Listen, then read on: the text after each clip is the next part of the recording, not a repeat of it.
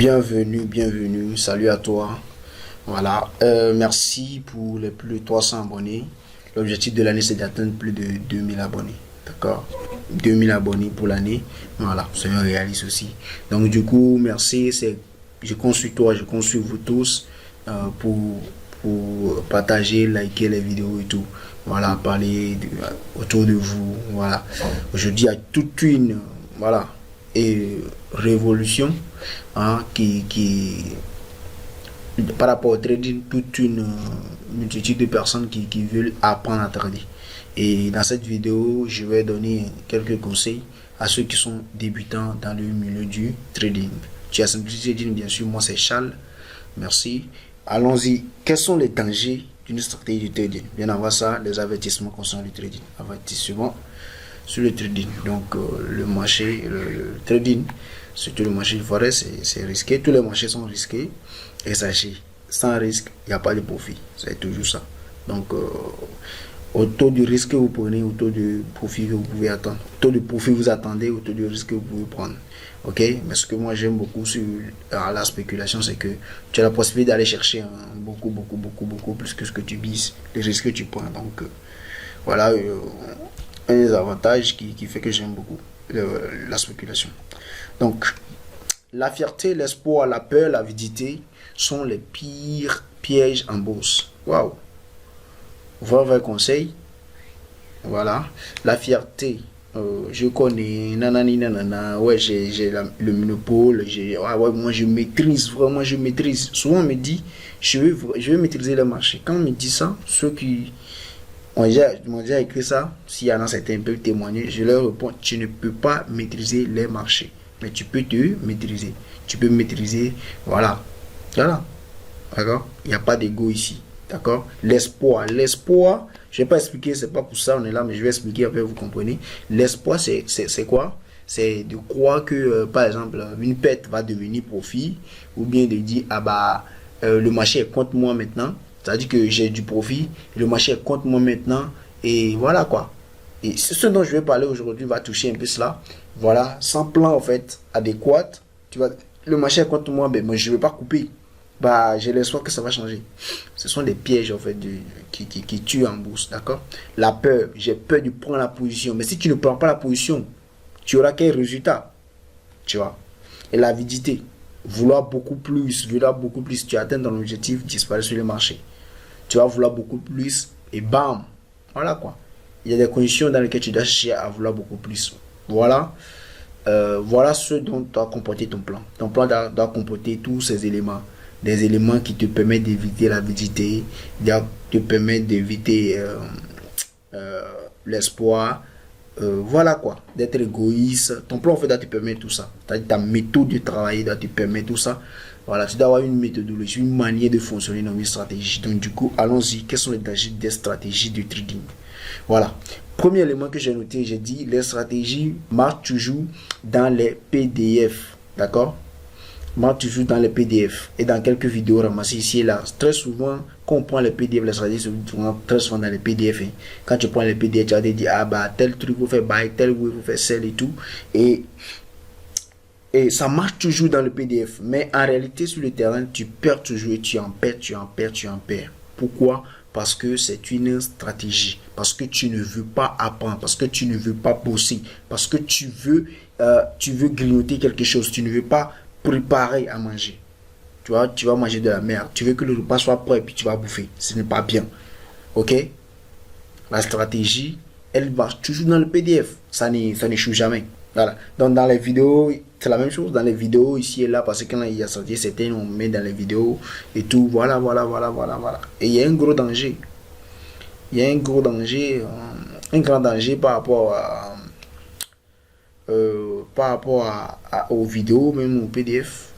D'accord? Même si je prends par exemple la méthode de Market Maker, dans cette formation, Ostimoro m'a parlé. Bon, je ne sais pas si c'est pas moi qui a prêté, j'ai pas prêté attention, ou bien c'est général, ceux qui ont déjà suivi les vidéos Ostimoro lui-même, ça dit en anglais. J'ai pas vu d'endroit où il a dit ici tu tapes un stop loss. Vous voyez? Ton plan doit comporter ça. D'accord? Parce que tu vas en taper en fait. En fait, je te mets dans la réalité du terrain en fait. Tu vois, tu vas en taper des stop loss. Si ton plan, tu n'es pas prêt à taper des stop loss, bro, faut même pas trader.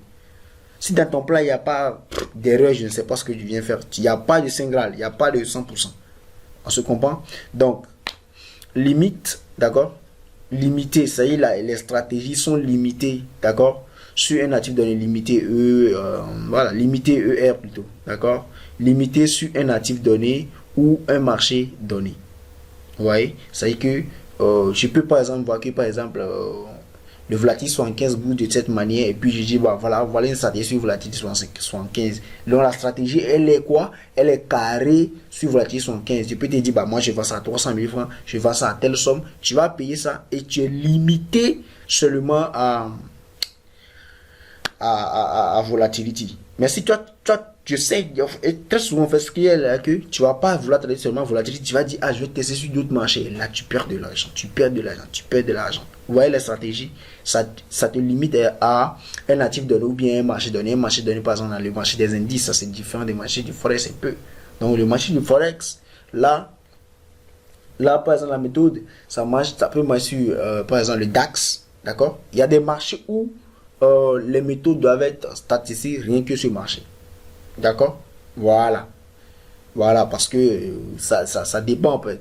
Parce que si on prend un marché où il y a beaucoup de gaps, on peut utiliser la même méthodologie qu'on utilise là-bas. C'est-à-dire la même manière de bosser qu'on utilise là-bas. Par exemple, avec un marché qui n'a pas assez de gaps, c'est quoi? Le gap, c'est un lapsus de temps durant lequel il n'y a pas le marché a sauté en fait. Vous voyez? Par exemple, très souvent à l'ouverture des marchés. J'ai tourné cette vidéo dimanche soir, les marchés viennent d'ouvrir, donc il y a sûrement des gaps. D'accord? Donc bon, sur le court terme, mais mauvais sur le long terme, la chance. Pourquoi? Parce que le coup de la chance, c'est que ça m'est déjà arrivé plusieurs reprises comme ça. C'est-à-dire que quand tu trouves une manière de fonctionner automatiquement, sur un mois, tu peux être rentable. Sur 2 mois, tu peux être rentable. D'accord? Mais sur 3 mois, tu n'es pas capable. Sur un mois même, après un mois même, tu craques, tu perds seulement, tu perds. Ça m'est déjà arrivé à plusieurs reprises. Vous voyez?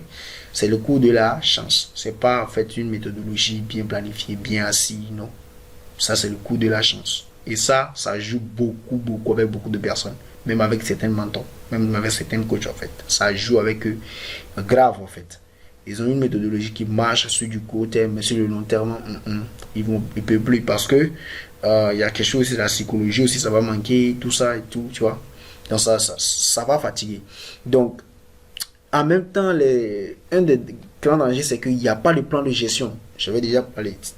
Si vous me suivez, j'ai déjà parlé de ça en fait. C'est-à-dire que tu n'as pas de moment où tu vas dire, bah, par exemple, j'ai pas atteint mon objectif que j'ai prévu, c'est-à-dire mon take profit, elle n'est pas touchée, mais je vais couper ma position. Tu vois, ça c'est c'est dans le plan de gestion en fait. Je dois couper ma position par rapport à telle raison, telle raison. Donc, ta manière de fonctionner, ta manière de bosser, tu dois avoir tout ça là-dedans. Vous voyez un peu, par exemple, là, stop loss, tu dois sortir du marché. D'accord? Que je le mets ou bien qu'il soit psychologique, le stop loss, tu dois le couper. D'accord?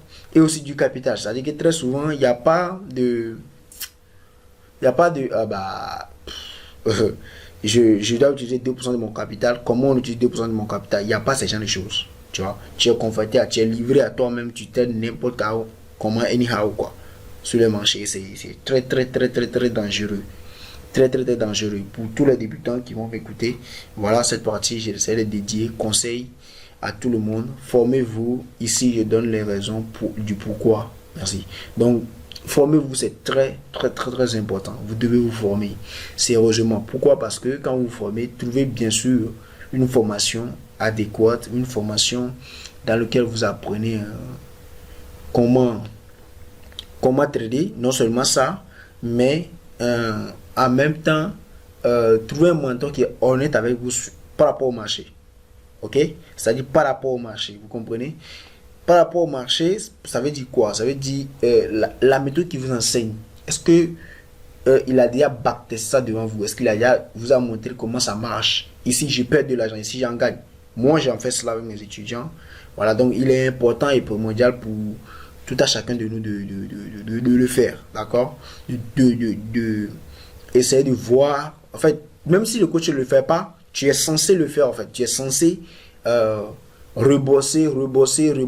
Ainsi, tu vas te l'adapter à la méthode. Tu tu vas te l'adapter parce que c'est plus stratégique, tu t'en vas apprendre, mais tu vas apprendre méthode. Vous voyez un peu. Donc voilà un peu pour cette vidéo. Merci à tout le monde. À plus les gars, on est ensemble.